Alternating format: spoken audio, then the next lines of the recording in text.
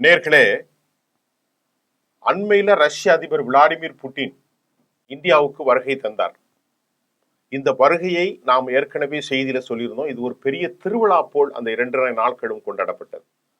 அவர் இந்தியாவுக்கு வந்தது, கால் மிதித்தது, ஏராளமான திட்டங்களை அவர் செய்தார். இதை உலகம் முழுவதும் உற்று நோக்கியது மட்டுமல்ல, இந்தியா ரஷ்யா உறவின் ஆழத்தை இது நிரூபித்தது.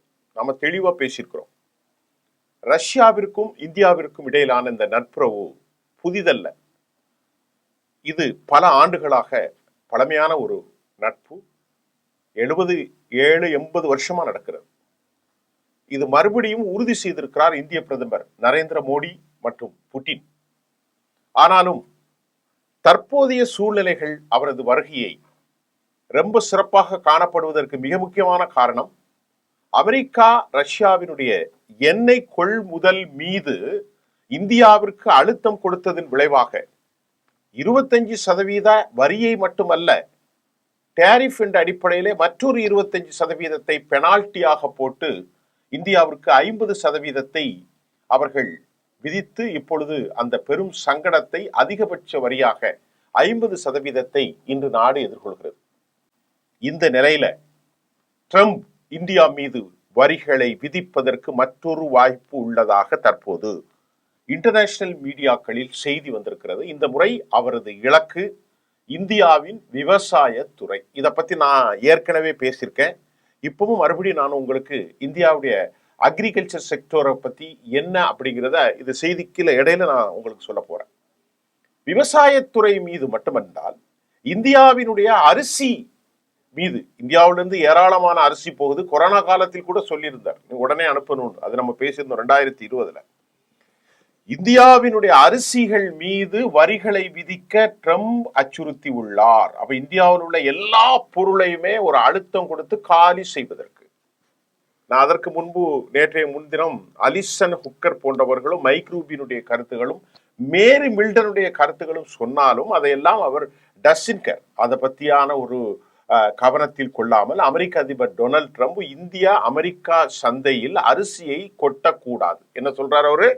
இந்தியா அமெரிக்க சந்தையில் அரிசியை கொட்டக்கூடாது, குறைந்த விலையில் விற்பனை செய்ய வேண்டும் என்றும் இந்த பிரச்சனையை நான் நிவர்த்தி செய்வேன் என்றும் கூறியுள்ளார். இது எதுக்கு அப்புறங்க? இது எப்போ கூறியிருக்காரு? இப்போ புட்டினுடைய வருகைக்கு பிறகு புட்டினுடைய அந்த ரெசிப்ரோகேஷன் டாக்கிங் சிலதுக்கு ஒரு ஒரு என்னது ஒரு consolidate determination have been made, ஒரு உறுதியான தீர்மானங்கள் எடுக்கப்பட்ட பிறகும் தான் இப்பொழுது அவர் சொல்றாரு, அமெரிக்க அதிபர் புட்டின் வரிகளை நான் போடுவேன், சும்மா இந்தியா இங்கெல்லாம் விதிக்க கூடாதுங்க, கொட்டக்கூடாது அரிசியெல்லாம் அப்படின்ட்டு அவர் மிரட்டுகிறார். அப்ப அவர் இன்னும் சரியா வரல இந்தியாவுக்கு எதிராக.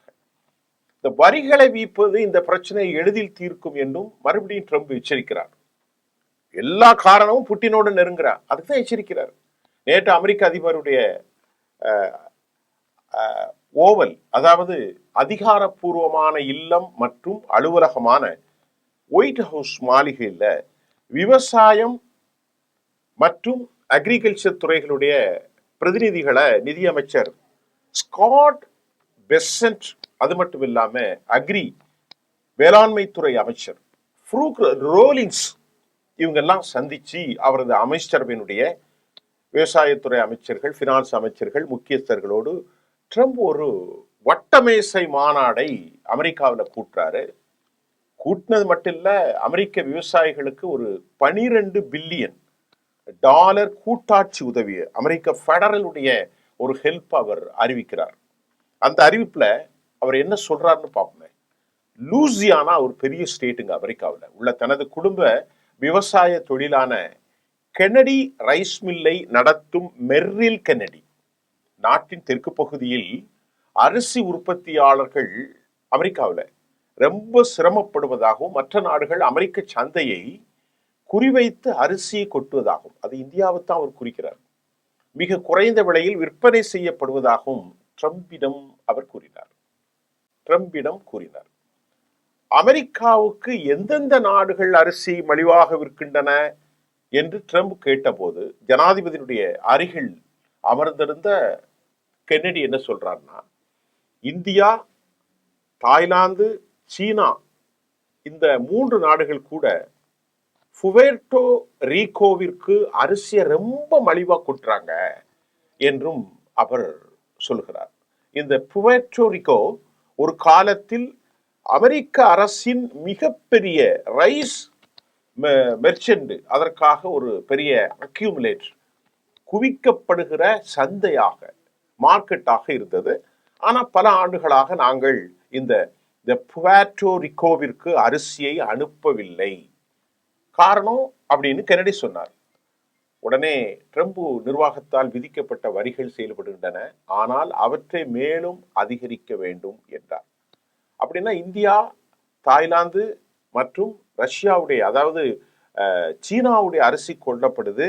இதனால நம்ம நாட்டுடைய உள்நாட்டுடைய உற்பத்தி பாதிக்கப்படுது. எனவே இதற்கு நாம மறுபடி பெனால்டி போடணும் அப்படிங்கிற மாதிரி அதிகமான வரியை விதிக்க வேண்டும். இந்த டார்கெட் இந்தியா தான், வேற யாருமே கிடையாது.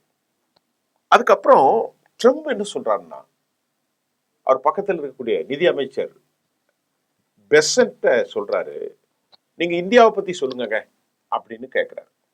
உடனே அவர் சொல்றாரு, இந்தியா ஏன் இதை செய்ய அனுமதிக்கப்படுகிறது அப்படின்ட்டு அவர் பதில் சொல்றாரு. அவர்கள் வரிகளை செலுத்த வேண்டுங்க, அவர்களுக்கு அரிசி தள்ளுபடி கிடைக்குமா என்று கேட்டார். அதற்கு பதிலளித்த நிதியமைச்சர் பெசன்ட், இல்லைங்க, நாங்க தற்போது இந்தியாவோடு வர்த்தக ஒப்பந்தம் குறித்து பேச்சுவார்த்தை நடத்தி வருகிறோம். வேர்ல்டு ட்ரேட் அமைப்பில் இந்தியாவுக்கு எதிரான வழக்கு ஒன்று நிறைய நிலுவையில் இருக்கிறது என கென்னடி ட்ரம்பிடம் தெரிவித்தார். இதை மிக எளிதாக தீர்க்க முடியும். சட்டவிரோதமாக பொருட்களை இறக்குமதி செய்யும் நாடுகளின் மீது அதிக வரிகளை விதிப்பதின் மூலம் இது ரொம்ப ஈஸியா தீர்க்கப்பட்டுரும். உங்க பிரச்சனைகளை ஒரு நாளில் தீர்க்கப்படும். எனவே உச்ச நீதிமன்றத்தில் வழக்கை நாம் வெல்ல வேண்டும் என டொனால்ட் ட்ரம்ப் கூறினார்.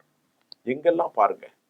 இதனால இந்தியாவினுடைய அரிசி ரைஸ் எக்ஸ்போர்ட்டர்ஸ் கூட்டமைப்பினுடைய தகவல் படி இந்தியாவிலிருந்து உலகின் மிகப்பெரிய அரிசி உற்பத்தியாளர் உலக சந்தையில் 28% பங்கை கொண்டுள்ளது. ஒட்டுமொத்த உலகத்துல எக்ஸ்போர்ட்ஸ்ல நம்ம நாடு 28%. இது 2024 மற்றும் 25ஆம் ஆண்டில் உலகளாவிய ஏற்றுமதியில் 30.3% பங்கை கொண்டு அடுத்த லெவல்ல இது சிறந்த ஏற்றுமதியாளராகவும் உள்ளது நம்ம நாடு. இந்தியா உலக அளவில் ஏற்றுமதி செய்யும் அரிசி வகைகள்ல அமெரிக்கா மற்றும் ஆஸ்திரேலியா போன்ற சந்தைகளில் சோனா மசூரி ரொம்ப விரும்பப்படுகிறது. அமெரிக்கா சந்தையிலும் சரி, ஆஸ்திரேலியா சந்தையிலும் சரி, சோனா மசூரி அது ஒரு இனம், அந்த ரைஸ் ரொம்ப விரும்பப்படுகிறது. ட்ரம்ப் என்ன சொல்றாருன்னா, இந்தியா மீது 50% வரியை விதித்திருக்கிறார். இது உலகத்துல ரொம்ப உயர்ந்தது. 47 தான் சீனா. இதற்கு ரஷ்யாவிலிருந்து இந்தியா என்ன வாங்குவது, அந்த கொள்முதல், அதையும் சேர்த்து தான் அவர் பெனால்ட்டியா இந்த 25% அவர் விதிக்கின்றார். இப்ப என்னன்னா, இந்த செய்தியில நமக்கு ஒரு தெளிவான விவகாரம் என்ன கிடைக்குதுன்னா, அமெரிக்காவினுடைய அதிபர் டொனால்ட் ட்ரம்ப் இந்தியாவினுடைய மோதல் போக்கை இந்தியாவோடு அவர் முடிவு செஞ்சிட்டார். ஏன் அப்படின்னா, நேற்று முன்தினம் கூட ஒரு காணொலியில் மைக் ரூபின், அமெரிக்காவினுடைய மிக முக்கியமான பென்டகன் அபிஷியல், அவர் ரிட்டையர்டு ஒரு ஆலோசனை கர்த்தா, பெரிய ஆள் அவர், அமெரிக்காவினுடைய பல கூட்டமைப்புகளில் தற்போதும் பெரும் ஆலோசகராக இருக்கிறார். அதை போன்று அமெரிக்க பாடல் மேரி பில்டன், இவர்களெல்லாம் America senate, Congress, Republican, democrats எல்லாருமே அமெரிக்காவினுடைய பொது ஊடக பார்வை இந்தியாவோடு எந்த முறையிலும் அமெரிக்கா நட்பை முறிக்க கூடாது அப்படின்னு தான் அவருடைய பார்வை. வாயை பொத்திக்கிட்டு இருந்த மிஸ்டர் டொனால்ட் ட்ரம்ப் உங்களுக்கு ஏதாவது தெரியுமான்ற மாதிரி அவர் ரொம்பவே கடிந்து கொண்டார். மைக் ரூபின், அவர் பென்டகனின் அதிகாரி, அபிஷியல் ஹெட் ஆரம்பத்தில், இப்ப இல்லை, ரிட்டையர்ட் ஆகும், இப்ப அவருக்கு ரொம்ப பொசிஷன் இருக்கு. அப்படிப்பட்ட சூழ்நிலையில் நேற்று முன்தினம் 7ஆம் தேதியிலிருந்து இப்பொழுது இந்தியாவிலே பயணித்துக் கொண்டிருக்கிறார் அமெரிக்காவுடைய ஸ்பெஷல் என்வே அலிசா ஹுக்கர். அவர் இந்த 5 நாள் விஷயத்துல அவர் அவசரமாக இந்தியாவுக்கு அனுப்பி வைக்கின்ற போது நாம் சில விஷயத்தை பதிவு செஞ்சோம். அலிசா ஹுக்கர் எல்லா இடங்களுக்கும் பயணிக்கிறார். இந்தியாவில் பெங்களூருக்கு வருகிறார், இஸ்ரோக்கு போகிறார், டெல்லியில் இந்திய அதிகாரிகளை சந்திக்கிறார், நிறைய டாக் பண்ண போறார். இந்திய அமெரிக்கா முதலீடுகளில் கவனம் செலுத்துகிறார். இவர் ஏன் இப்போ சீக்கிரமா வந்தார் அப்படின்னு பார்க்கிற போது, புட்டினுக்கும் இந்தியாவுக்கும் இடையே ஏராளமான ஒப்பந்தங்கள் had been signed. அது கூடங்குளத்தினுடைய ரியாக்டர், நியூக்ளியர் ஃபேக்டர், அதுக்கு ஒன்று சைன் பண்ணியிருக்காரு. சென்னையிலிருந்து அங்கே ஒரு மிக முக்கிய துறைமுகத்திற்கான வழித்தடங்கள் அடுத்து ஆரம்பிக்கிறது. 40 நாட்கள் பயணத்தை 16 நாட்களாக குறைக்க போகிறார்கள். இது 2. 3வது டிஃபென்ஸ் காரிடார்ல ஏராளமான ஒப்பந்தங்கள், தொழில்நுட்பங்கள், பிரமோஸ் போன்றவை ஏற்கனவே எக்ஸிஸ்டிங்கா இருக்கும் நடைமுறைகளையும் தாண்டி இந்தியா S-400, S-500 போன்ற நவீன உத்தியுள்ள ஏவுகணைகளை, டிஃபென்ஸ் சிஸ்டங்களை பெற்றிருக்கிறது, இனியும் பெறும். இந்த டிரான்ஸ்போர்ட்டேஷன், டெக்னிக்கல் டிரான்சாக்ஷன், 2 நாடுகளுக்கும் இடையே தொழில்நுட்ப அறிவை பகிர்ந்து கொள்வது, வியாபாரத்தை அதிகரிப்பது, மருத்துவத்துறையில சில முக்கியமான நவீன கட்டிகள், இவைகளை எல்லாம் காலி செய்வதற்கு இந்திய விஞ்ஞானிகள் கொண்ட, இந்திய டாக்டர்ஸ் கொண்ட மிகப்பெரிய ஒரு மருத்துவ ஹப்பை ரஷ்யாவில் ஆரம்பிக்கிறது.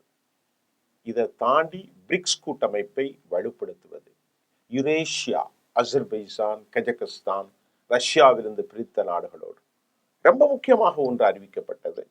அதன் காரணத்தையும் இந்தியாவினுடைய இந்த நிலைப்பாடு அமெரிக்காவுக்கு எதிரான ஒரு தெளிவான, கண்டிப்பாக இருக்கும், அது இருக்கவும் வேண்டும். இட் ஷுட் பி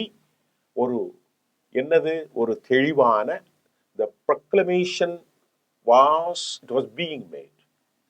இந்தியாவுடைய அபிஷியல்ஸ் இதை செய்தார்கள், அறிவித்தார்கள், ப்ரொக்ளைம் பண்ணார்கள்.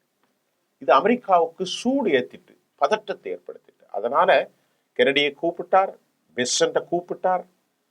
டொனால்ட் ட்ரம்ப் இந்தியாவை மீண்டும் மிரட்டுகிறார். இது தேவையற்ற பிரச்சனை. அரிசியை போட போறேன், மசூரி அரிசிக்கு சந்தையில இன்னைக்கு உலகத்துல 20, 30, 28% மேல் 30% எக்குப்பை பண்ணிருக்கிற இந்தியா அமெரிக்காவுக்கு மீண்டும் வரியை போட்டு இந்திய பொருளாதாரத்தை நசுக்குவேன் என்று சொல்லுகிற நேரத்தில் இந்தியா ஒரு முக்கிய செய்தி எடுக்க வேண்டும். அதுல அடுத்ததுல நான் இந்திய டாலர்கள் வீழ்ச்சி என்ன எதிர்ப்பை இருக்க போகிறது என பேச போகிறேன். ரொம்ப கவனமாகத்தான் இருக்கும். அமெரிக்காவுக்கும் இந்தியாவுக்கும் இதையே இராணுவம், தொழில்நுட்பம், ட்ரேட் அக்ரிமெண்ட், இதெல்லாம் ஒரு பெரும் நிலையை உச்சகட்டத்தில் ஏற்படுத்தி இருக்கிறது என்பதுதான் இன்றைக்கு ஜெம் தொலைக்காட்சியினுடைய இந்த பார்வை. நன்றி. அடுத்த செய்தியில சந்திப்போம்.